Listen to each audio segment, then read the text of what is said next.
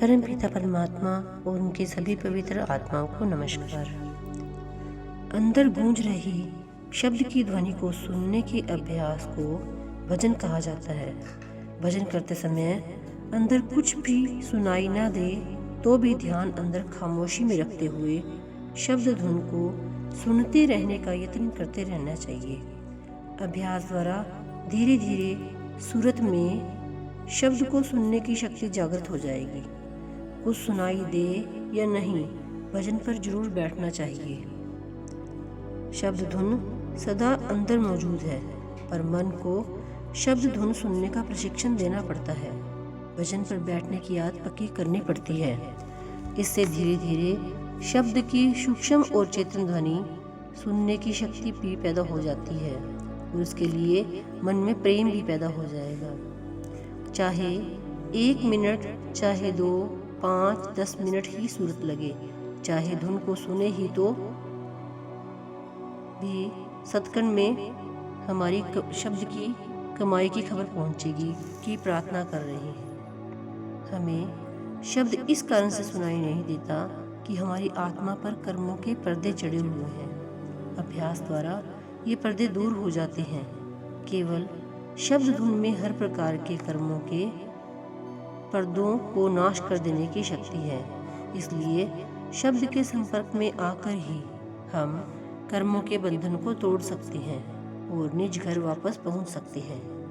बहुत से सत्संगी केवल सिमरन करते हैं, भजन नहीं करते। यह बात कभी नहीं भूलनी चाहिए कि चाहे सिमरन में रस आना शुरू हो जाए और सिमरन बहुत मीठा और प्यारा लगने लगे तो भी यह शब्द के दिव्य संगीत के मुकाबले में कुछ नहीं है।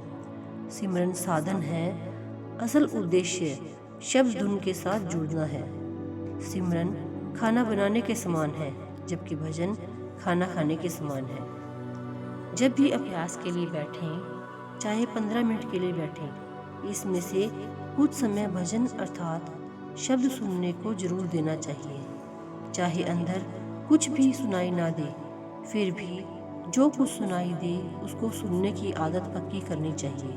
चाहे अंदर केवल खामोशी हो तो फिर भी इस खामोशी में से ही कुछ सुनने का यत्न करना चाहिए। इस खामोशी के द्वारा ही मन स्थिर होता है, मन की तरंगें शांत होती हैं और अंततः शब्द धुन प्रकट हो जाती है। अगर शब्द सुनने के लिए यत्न नहीं करते तो हम शब्द कैसे सुन सकेंगे? अगर शब्द नहीं सुनेंगे तो अभ्यास का पूरा लाभ कैसे प्राप्त होगा? इसलिए जब भी अभ्यास के लिए बैठें, पहले सिमरन को और फिर भजन को समय देना चाहिए। जब सिमरन का समय पूरा हो जाए और भजन का वक्त आ जाए तो सिमरन का आसन छोड़कर भजन के आसन पर बैठ जाना चाहिए। इस बात की चिंता किए बिना कि सिमरन के समय एकाग्रता प्राप्त हुई है या नहीं, भजन की ओर ध्यान देना चाहिए। बांस की बांसुरी में से आवाज निकलती है क्योंकि यह अंदर से खोखली होती है। ठोस लकड़ी का टुकड़ा बांस की बांसुरी वाला काम नहीं कर सकता। अभ्यास के समय मन को विचारों से खाली कर देना बांसुरी बन जाने के समान है। जब हम अपने आप को अंतर में विचारों और संकल्पों से पूरी तरह खाली कर देते हैं तो अंदर शरीर के रोम रोम में निरंतर गूंज रही शब्द की ध्वनि को सुनने के काबिल बन जाते हैं और हमारे अंदर शब्द पूरे जोर से सुनाई देने लगता है। सतगुरु समझाते हैं कि अपने आप को शब्द में लीन कर देना ही सच्चा जीवन प्राप्त कर लेना है। Thank you.